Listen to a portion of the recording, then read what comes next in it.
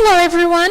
So today I'm going to be doing a video on the energy and the environment. So this is more towards GCSE physics, but anyone interested, just keep watching. So as you know, most of the energy sources that we have at the moment for the electricity are non-renewable: gas, coal, nuclear.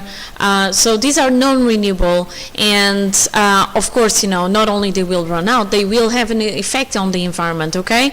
And then hydroelectric and other renewable fuels or other fuels will make up a total of 6%. This is according to when this pie chart was done not so long ago. This was taken from AQA, I believe this year actually. So now what we need to think about is what is the effect that each one has on the environment. So you may have seen in my previous video about energy resources that there are advantages and disadvantages for both, and especially the ones that are fossil fuels. They have a huge impact on the environment in terms of global warming. And actually I said that the fossil fuels, I should have said Actually, I said the non-renewables and I should have said fossil fuels, because nuclear does not emit carbon dioxide. The problem with nuclear is nuclear waste, but does not emit carbon dioxide when being burned during the combustion process, so it does not contribute towards climate change.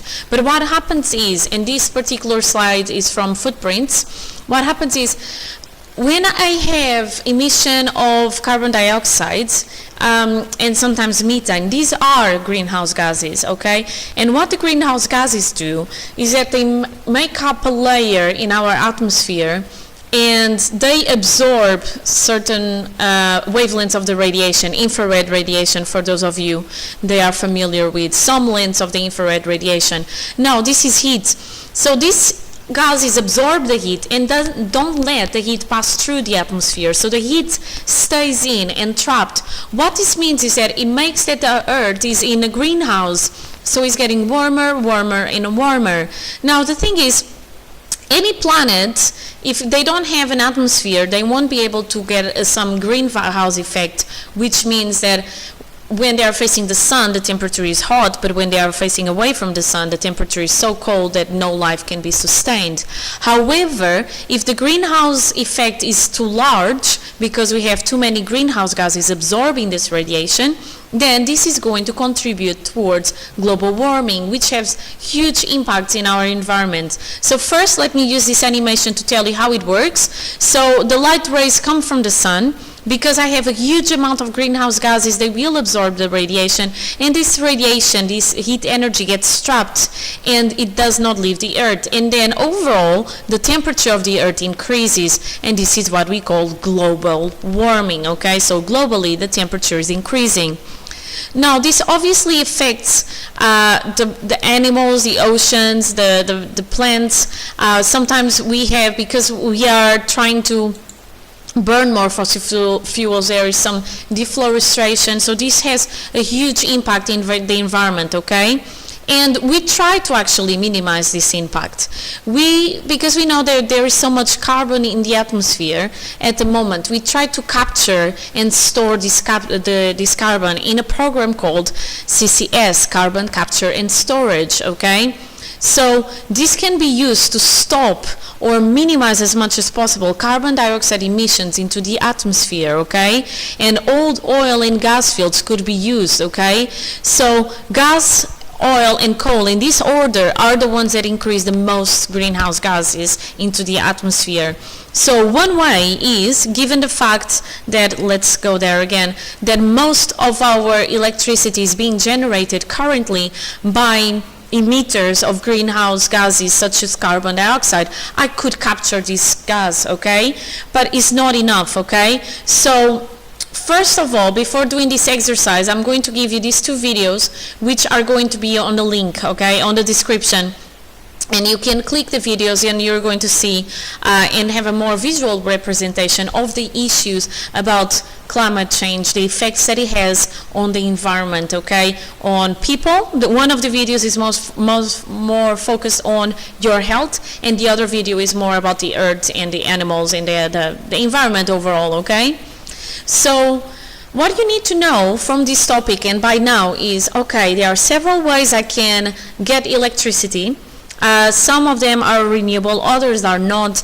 All of them have problems anyway, and I need to find the best balance in between what are the advantages, the disadvantages, can I supply enough for the demand, okay? And there is going to be another video where I can tell you how we can supply for the demand, okay?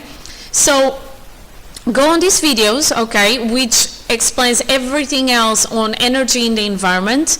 Please keep an eye on the advantages and disadvantages of each way or resource of energy generation. In the meantime, I'm just going to do this exercise with you, okay?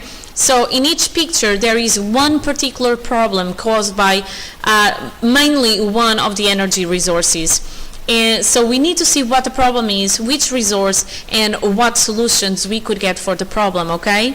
So the first picture is pretty easy. This is acid rain, okay? And acid rain is due to sulfur dioxide being emitted into the atmosphere, and sulfur dioxide is emitted whenever I burn fossil fuels.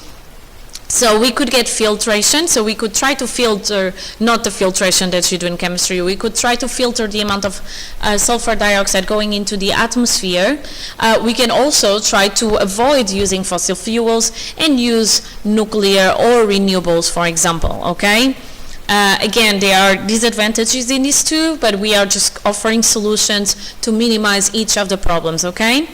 The second picture here is a very real issue. The polar bears, they are dying more and more, and this is due to the climate change. Global warming means that there is less space for them to hunt, for them to travel in between different parts where there is ice and therefore where they can find food. So polar bears are dying, and they actually, some of them drown because they cannot go from one place to another when they need to migrate. So this is a huge issue. This is due to the global warming, so the increase of greenhouse gases that make that the temperature of the earth overall increases. So this is a problem again from fossil fuels. Besides of saying that we could switch to another energy resource like nuclear or renewable, we could also include here carbon capture and storage schemes, okay? This picture here, you obviously see flooding and you see a dam. So this is caused by the flooding due to the high hydroelectricity. So the dams are being flooded, and then this can affect again animal and plant life nearby. Obviously, some of the examples that sometimes when I'm discussing this with my classes are about building the dams in a different way, in such that it doesn't affect the fauna and flora, which is great.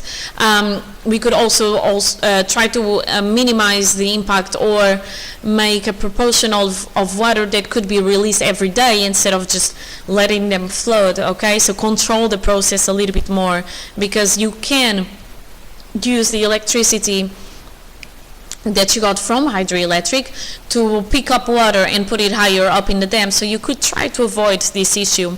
And finally, the last one is about noise on the wind turbines, which is another renewable energy resource, which is not reliable because you cannot guarantee that you're going to be, or predict if you're going to have enough wind to turn the blades on the turbines. But a problem that people have is that they complain about the noise that they make as they are turning. Also, some people feel like they ruin the landscape. So a possible solution in here, obviously I wouldn't say something such as turn towards fossil fuels, because we need to be aware of the other problems. But another solution here would be the wind farms. Build them offshore, so it's away from people, and therefore they won't complain about them not looking very pretty in the landscape, but they will not be affected by the noise. So there we go. These are some problems, possible energy resources that cause the problems, and possible solutions. So this is things that you can be asked in an exam, and this is how you should approach the problem. And go on the video so you have more information about how this electricity generation impacts the environment, even if I am using renewable energy sources, okay? Up to my next video. Be happy and healthy. Bye!